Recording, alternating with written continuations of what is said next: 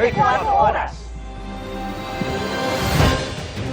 Magandang gabi po, Luzon, Visayas at Mindanao.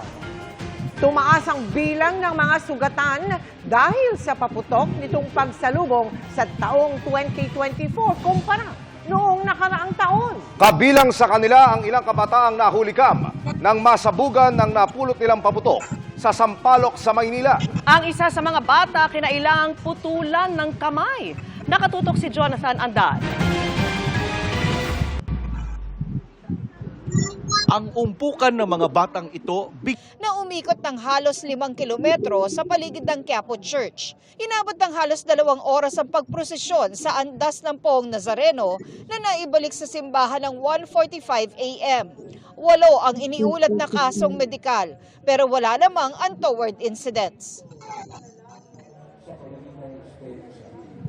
Emil, ang misang nakaschedule ngayong 7 to 8 p.m. ay ang huli na para sa araw na ito. Kung hindi naman makakapunta rito sa Quiapo, pwede namang makinig sa online mass. Emil, balik sa'yo at Happy New Year! Happy New Year! Maraming salamat, Tina Panganiban Perez. Comeback is real! Sa pagbabalik ng inaabangang Kapuso New Year Countdown na may mga pasabog performances mula sa Kapuso Stars. Ano naman kaya ang kanilang wish? Excited na ako kaagad for next year. Happy rin daw ang Kapuso Stars na muli nilang nakasama ang fans sa pagsalubong sa bagong taon. Kaming lahat excited para dito. Nakakatuwa na makikita naman natin ang buong Mall of Asia punong-puno. Ito yung pinakaabangan ko eh. Twin Hearts pa lang kami. Kami mga twins. 16 pa lang ata ako, nagka-countdown na ako. Sobrang nostalgic tong feeling. Nag-enjoy daw ng husto si Miss Universe Philippines 2020 and TikTok Lock host Rabia Mateo na first time mag-GMA New Year Countdown. Seeing all of the people out there celebrating their New Year with hope in their hearts na sana mas maganda pa ang salubong ng 2024. Hindi rin siyempre mawawala ang pagbirit ng Divas of Queendom. Nag-perform din ang P-pop group na 1621 BC. South Korean-based P-pop group Horizon.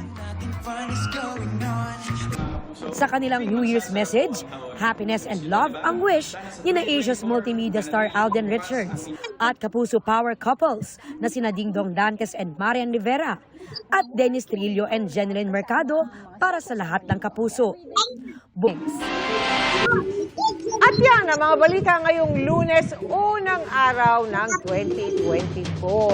Ako po si Mel Tiangco. Happy New Year! Ako naman po si Vicky Morales para sa mas malaking misyon. Para sa mas malawak na paglilingkod sa bayan, ako po si Emil Sumangil. Mula sa GMA Integrated News, ang News Authority ng Pilipino. Nakatuto kami 24 oras.